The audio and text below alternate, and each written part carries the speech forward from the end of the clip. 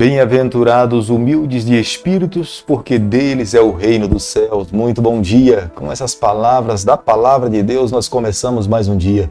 Não podemos sair da nossa casa sem que primeiramente abramos o nosso coração para o nosso Deus e confessemos a Ele e contemos para Ele as nossas lutas que nós poderemos enfrentar no decorrer do dia, clamando também por Ele, para que Ele esteja ao nosso lado, para que tenhamos forças para enfrentar toda e qualquer dificuldade que possam surgir à nossa frente, clamando também pelos nossos familiares, amigos, pessoas queridas do nosso coração, para que eles também ricamente sejam abençoados pelo Senhor.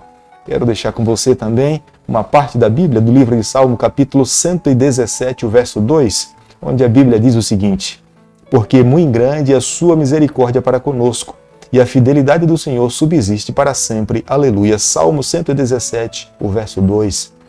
Grande é a misericórdia do nosso Deus para conosco, é a razão pela qual nós não somos consumidos. Nós precisamos a cada dia nos voltar para Ele e agradecer pela sua misericórdia para com a nossa vida.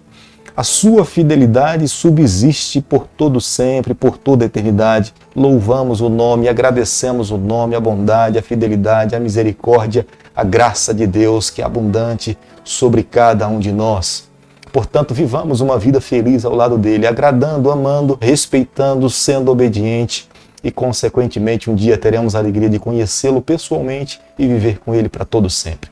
A cada dia, nesse canal, nós estudamos um capítulo da Palavra do Senhor e nessa manhã eu convido você a ter nas mãos a Palavra de Deus no livro de 1 Crônicas, capítulo 7, o verso 1. Os filhos de Issacar foram Tola, Pua, Jesube, Sinrom, 4 ao todo. Nós jamais devemos nos esquecer que todas as tribos tiradas de Deus lá do Egito, daquela terra de escravidão, para os levar para uma terra prometida, Deus tinha um plano pessoal para cada tribo.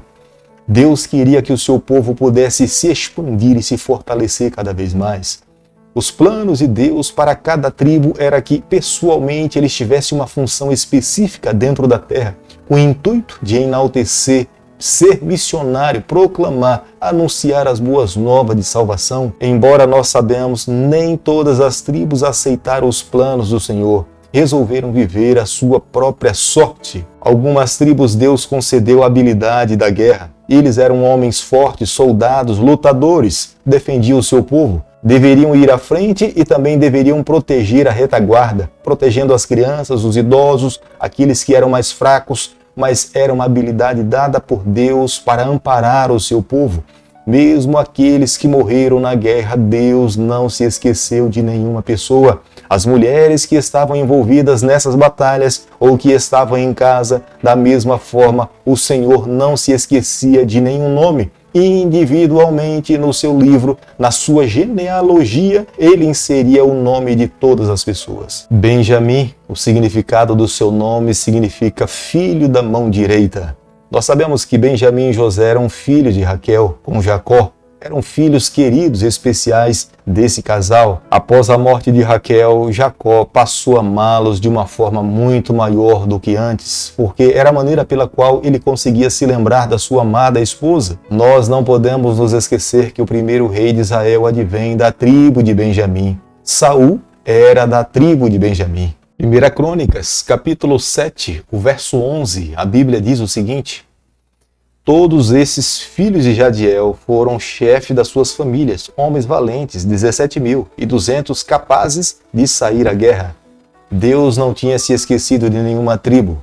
A habilidade da guerra naquele período era extremamente essencial. Deus não poderia permitir que o seu povo tivesse condições de sobreviver na terra dos cananeus, cercado de muitos inimigos, sem que entre o seu povo estivesse homens hábeis capazes de defender o seu próprio povo. Eram 12 tribos, mas todos deveriam lutar entre si, viver uma vida unida para que o nome do Senhor pudesse ser representado não por uma tribo, mas todas elas, as 12, deveriam representar o seu nome. Essa tribo tinha 17.200 soldados capazes de sair para a guerra, para defender os seus familiares. Manassés era um dos filhos de José, mas foi considerado também como sendo um dos filhos de Jacó. José teve esse filho com Azanete. Essa tribo vivia ao oeste do Rio Jordão. Na genealogia de Manassés, nós encontramos uma declaração de destaque às mulheres dessa tribo. Possivelmente essas mulheres vivendo uma vida doméstica, mas elas não foram esquecidas da responsabilidade que elas exerciam em alimentar, em sustentar e cuidar dos homens que saíam para a batalha. Como nós podemos ler no versículo 15, as filhas de Zelofeade, sendo que ele só teve filhas, foram elas que advogaram direito de herança na terra prometida. Moisés consultou ao Senhor e Deus declarou que elas de fato deveriam ter herança entre o povo do Senhor. Querido amigo, nessa manhã, ao concluirmos o capítulo 7 do livro de 1 Crônicas, eu e você nós não podemos nos esquecer. Aqui nós vemos uma série de nomes, mas eram nomes que estavam no coração do nosso Deus. Nenhuma tribo deveria entrar na terra prometida sem que eles recebessem herança. E isso, de fato, se cumpriu. Foi ele mesmo que concedeu a terra para que os seus filhos pudessem habitar nela. Hoje nós vivemos num mundo com cerca de 12 bilhões de pessoas, mas nós não podemos nos esquecer. Os olhos do Senhor estão voltados para todos os filhos que se encontram sobre a face dessa terra. Deus nos conhece pelo nome. Deus sabe quantos fios de cabelo nós temos em nossa cabeça. Hoje nós precisamos reconhecer que temos um Deus pessoal. O Deus que nós servimos é muito grande. E quando eu falo de grandeza, não me refiro a tamanho, mas me refiro a poder. Por isso que nessa manhã, eu e você, aonde nós estivermos, nós precisamos nos colocar nas mãos desse Deus. E tenha certeza que pessoalmente Ele vai receber a tua vida como sendo uma oferta e um sacrifício vivo. Uma das lições que eu e você precisamos tirar desse capítulo, que após o período de 70 anos, quando eles estavam no cativeiro babilônico e estavam voltando para a sua terra, eles não deveriam lamentar. O povo, na verdade, deveria viver uma vida reavivada. Era o momento de pegar a palavra de Deus e buscar do Senhor quais eram as orientações que Deus queria que o seu povo pudesse praticar. Vivendo dessa forma, mais uma vez, eles formulariam aliança com o seu Deus e Deus estaria ao seu lado para lutar as suas batalhas. Deus sempre deverá ser o primeiro da nossa vida. Não podemos permitir que nada ocupe o lugar do nosso Deus. Ele precisa ser exclusivo. Ele tem que ter o controle nas suas mãos. Quando nós concedemos esse controle da nossa vida nas mãos do Senhor, a nossa vida é extremamente abençoada por Ele. Deus nos escolheu antes de nós nascermos para nos abençoar. Mas o fato é, depois que nascemos, as nossas escolhas denotam que Ele é o primeiro da nossa vida, que nós escolhemos Ele ser o Deus da nossa trajetória, porque se permitirmos que Ele seja o Deus da nossa vida, a nossa vida será abençoada e protegida e amparada por Ele. Mas se escolhermos colocar um outro ser, um outro Deus como sendo o primeiro da nossa vida, o resultado da nossa história sempre será tristeza, dor, morte e sofrimento. Jamais devemos nos esquecer, nós fomos escolhidos para a salvação, mas o direito de nos manter salvos cabe a cada um de nós. Somos nós que escolhemos nos manter nos braços do nosso Pai. Ele sempre vai querer nos manter seguros nos seus braços, mas é um direito que cabe a cada um de nós permanecermos ou não. Por isso que nessa manhã eu quero convidar você, abramos o nosso coração, renovemos a nossa aliança com Deus, clamemos pela bênção dele sobre a nossa vida e nós viveremos uma vida extremamente feliz.